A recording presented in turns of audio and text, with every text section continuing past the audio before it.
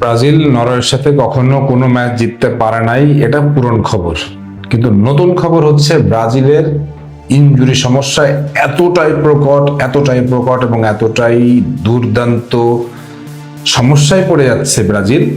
এই Brazil injury নিয়ে নরওয়েকে মোকাবেলা করবে, সেটা কতটা টাফ হবে, কিভাবে আঞ্চলিক মাস্টার প্ল্যান সাজাবেন, কিভাবে ব্রাজিল ঘুরে দাঁড়াবে এই ম্যাচে, কারণ ইনজুরি সমস্যাটা তাদেরকে ভোগাচ্ছে।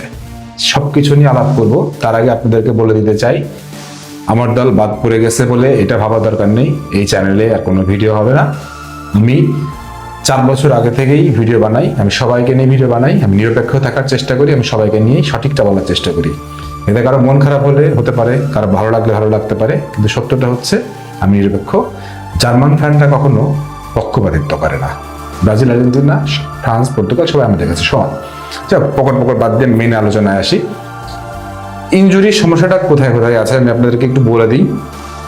সেটা হচ্ছে যে রাফিনা ইনজুরিতে পড়ে গেছেন, সে খেলতে পারবেন না। পাকুয়েটা যে ইনজুরিতে পড়ছেন, অন্তত এই ম্যাচ খেলতে পারবেন না। নেইমার যে ইনজুরি থেকে সেরে আসছেন বা উঠছেন, তাতে নেইমারকে 90 মিনিট খেলানোর মতন এখনো সেই সুযোগ নাই।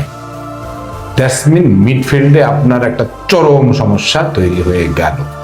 এর উপর আবার মরার উপর খাড়ার ঘা হয়ে গেছে কি, কাসিমিরোর একটা হলুদ কার্ড হয়ে গেছে। যদি এই ম্যাচে এবার হলুদ কার্ড দেখে, ভাগ্যক্রমে যদি তারা কোয়ার্টার ফাইনালে যায়, সেখানে কাসিমিরো বাদ পড়ে যাচ্ছে। এই যখন অবস্থা থাকে, তাহলে কার্লো আনচেলত্তি কি করবেন? কার্লো আনচেলত্তির হাতে কি অপশন আছে? দেখেন, কার্লো আনচেলত্তির মিডফিল্ডে 2টা অপশন আছে, এটা হচ্ছে সান্তোস আর এটা হচ্ছে ফাবিনো। এই 2 জন হচ্ছে মিডফিল্ডের অপশন।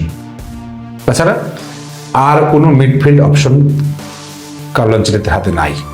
এখন ওই যে একটা কথা আমি সবসময় বলে আসতেছি, কার্লো আনচেলত্তি যদি বিশ্বকাপ জিততে চায়, তাহলে ব্রাজিল বিশ্বকাপ জিততে পারে। এখন কার্লো আনচেলত্তির মাথায় কি প্ল্যান আছে, কি প্ল্যান সে করছে? রিয়াল মাদ্রিদে এরকম বহুত প্ল্যান করতে দেখছি, ইউসিএল এ মানে জবরদস্ত কিছু প্ল্যান দিয়ে ম্যাচ ঘুরে দিতে দেখছি। সেরকম কিছু একটা তো ভাবতেছেন আপনারা, আমিও তাই ভাবতেছি। কিন্তু ফ্যাক্টগুলো আলোচনা করি। দেখেন, ডিফেন্স লাইনে আমি বলবো কোনো সমস্যা দেখতেছি না। দানিলোর একটা হলুদ কার্ড খাওয়া হয়ে গেছে। দানিলো, মার্কুইনোস, মাগালেস এবং হচ্ছে আপনার আরেকজন কি ডগলাস সান্তোস, এই 4 জনের পারফরমেন্স যদি আমি বলি, আমি মনে করি তারা তাদের জীবনের সবচেয়ে পিক টাইম আছে এই মুহূর্তে, বিশেষ করে লাস্ট ম্যাচে তারা দুর্দান্ত পিকে ছিল। ইভেন মাগালেস তো অ্যাসিস্টই করে বসছে। কিন্তু মার্কুইনোস নেতৃত্ব গুণ ভালো, সব জায়গায় সে ভালো ডিফেন্ডিং সেটআপটা দিচ্ছে। কিন্তু মিডে এসে আপনার কাসিমিরো একটা হলুদ কার্ড খাওয়া আছে এবং তার সাথে ব্রুনো গিমারেস থাকতেছে। কিন্তু আরেকজন মিড আপনাকে তো দরকার। 4-3-3-তে যদি আপনি যান, তাহলে আপনাকে আর একটা মিড দরকার হবে। এখন কার্লো যদি এটা চিন্তা করতে পারে যে না, আমি 4-2-3-1 এই ফরমেশনে খেলাবো, আমি 2 জন মিড দিয়ে খেলাবো, পারেন তিনি খেলাতে। কিন্তু দলটা তো নরওয়ে ভাই, নরওয়ে যখন দল হবে তখন মিডে তো আপনাকে দখল নিতে হবে। মিডে 2 জন দিয়ে আপনি দখল নিতে পারবেন? সেই ইয়েটা আছে? তাহলে আপনাকে একটা জিনিস আবার করতে হবে, সেটা হচ্ছে সেন্ট্রাল অ্যাটাকিং মিডফিল্ডারকে একটু নিচের দিকে নামাই নিয়ে আসতে হবে। সেন্ট্রাল অ্যাটাকিং মিডফিল্ডার কি হবে? ম্যাথিউস কুনিয়া এটা হবে নাকি এনরিক হবে? দেখেন, বুঝেন, এই ব্যাপারগুলো কিন্তু অনেক চিন্তার। তার মানে আপনাকে যখন 4-3-3-তে আপনি খেলাবেন না, সর্বোচ্চ অ্যাটাকিং মানে যে পারসেপশন কার্লো যদি ফলো করে, সেটাতে যদি না যান, তিনি 4-2-3-1-এ যদি যান, তাহলে আপনার মিডফিল্ডে যে প্রেস রেজিস্ট্যান্স হবে, সেই জিনিসটা আপনি কভার করতে পারবেন না, আমার যেটা মনে হয়।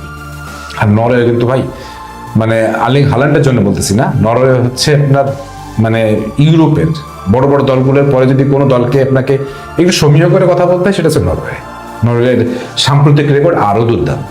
সো তারা যেভাবে খেলে, তাদের যে খেলার স্টাইলটা, আপনাকে মিডে আপনাকে নিয়ন্ত্রণ নিতেই হবে, পজিশনটা নিতেই হবে। আর আপনি যদি পজিশন হারাই ফেলেন, তাহলে কিন্তু আর্লিং হাল্যান্ড যে কোনোভাবে স্কোর করবে। কারণ ম্যানচেস্টার সিটিতে আপনি কি দেখেন? ম্যানচেস্টার সিটিতে আপনি দেখেন যে এই লোকটা খুব বেশি কাজ করে না, কিন্তু স্কোরের সময় স্কোরটা করে। এবং আমি একটা পোস্ট দিয়েছিলাম, আর্লিং হাল্যান্ডকে খুঁজে পাচ্ছি না, কিন্তু ঠিক শেষের দিকে কি একটা গোল করে ফেল। এটাই হচ্ছে যে একটা ক্লাস স্ট্রাইকারের বৈশিষ্ট্য। তখন এই নরওয়েকে ফেস করতে গেলে আপনার মিডের এই সমস্যা, ইনজুরি নিয়ে যে সমস্যাগুলো বললাম, তাহলে আপনার জন্য কি একটু বেশি চাপ হয়ে যাচ্ছে না? ওয়েল, এখন ব্রাজিলের ফ্যানদেরকে আমি একটু শান্তির বাণী শোনাই। শান্তির বাণীটা হচ্ছে, কার্লো আনচেলত্তি সম্ভবত ফরমেশন পরিবর্তন করবেন। উনি মিডে ফার্মিনোকে বা সান্তোসকে যেভাবে ইন করার দরকার উনি করাবেন হয়তো, কিন্তু সেটা একটা টাইম বিং প্রসেসের পরে কি করাবেন। আমার মনে হয় স্টার্টিংয়েই তিনি একেবারে মানে কি বলে মানে মাথা খারাপ করে ফেলবেন না, উনি পরিস্থিতি বুঝে বুঝে হয়তো চেঞ্জেস গুলো আনবেন। কিন্তু এখানে সবচেয়ে বড় যে জিনিসটা হচ্ছে সেটা হচ্ছে আমার কাছে মনে হয় পরিস্থিতি সাপেক্ষে হয়তো তিনি নেইমারকে দিয়ে স্টার্ট করাতে পারেন। ওই যে বললাম 4-2-3-1, ওখানে একজনকে সিএএম কে একজন নিচে নামায় খেলাতে যদি পারানো যায়, সেক্ষেত্রে নেইমারকে একটু একটু নিচের দিকে নামায় খেলানো হবে। তো এই জায়গাটায় গিয়ে যেটা হবে, কার্লো আনচেলত্তি নেইমারকে পুরোটা খেলাতে পারবেন কিনা, পুরোটা 90 মিনিট খেলার মতো নেইমার ফিট না। আর ফিট থাকলেও নেইমার 90 মিনিট সার্ভিস দিতে পারবেন, মানে ওই ক্লাস সার্ভিসটা দিতে পারবেন না। তাকে সর্বোচ্চ আমি মনে হয় ফার্স্ট হাফ বা সেকেন্ড হাফ, কিন্তু রেজাল্ট আপনার কি দরকার ফার্স্ট হাফে নাকি সেকেন্ড হাফে, এটা ডিসাইড করবেন কার্লো আনচেলত্তি। যেমন জাপানের সাথে ম্যাচে উনি ডিসাইড করছেন যে আমি রেজাল্ট আনবো সেকেন্ড হাফে, তিনি সেকেন্ড হাফে খেলাইছেন। এখন যদি উনি মনে করেন যে ফার্স্ট হাফটা আমি কোনোভাবে আমি এই ফরমেশন দিয়ে দলটাকে মানে করে রাখবো, মানে প্যাক আপ করে রাখবো, তারপর সেকেন্ড হাফে নেইমারকে দিয়ে এবং টোটাল সেট আপটা চেঞ্জ করে আমি রেজাল্ট বের করে আসবো, পসিবল। কার্লো আনচেলত্তি কোচ রে ভাই, আমি বারবার বলতেছি কার্লো আনচেলত্তি যে দলের কোচ সেই দলকে হারানো যায় না, সে দলকে হারানো যায় না। কার্লো আনচেলত্তিকে এই দলকে হারাইতে গেলে এখন আপনাকে লাগবে ফ্রান্সের মতো দলকে লাগবে, আর্জেন্টিনার মতো দলকে লাগবে, ইংল্যান্ডের মতো দলকে লাগবে, তাদের মতন দলকে লাগবে, তাদের মতো দুর্দান্ত কোচকে লাগবে। তাহলে আপনি কার্লো আনচেলত্তিকে বিট করার ট্রাই করতে পারেন, তাও হারাবেন কিনা সন্দেহ আছে। আমি আমার চ্যানেলের শুরুর দিক থেকে বলে আসতেছিলাম জার্মানি এবং ব্রাজিল দুজনেই এবার ভালো খেলবে। জার্মানি দুর্ভাগ্যক্রমে হোক আর যে কারণে বাদ পড়ে গেল, আমরা সেটা নির্বাচিত, কিন্তু ব্রাজিল এখন পর্যন্ত যেরকম করতেছে, ডে বাই ডে যেভাবে প্রোগ্রেস করতেছে, তাতে আমি তো অন্তত সেমিফাইনালে ব্রাজিলকে দেখতে পাচ্ছি, আমি দেখতে পাচ্ছি। এখন আপনি বলবেন কিভাবে দেখতে পাচ্ছেন, সে ব্যাখ্যা আরেকদিন দিব, কিন্তু আমি দেখতে পাচ্ছি।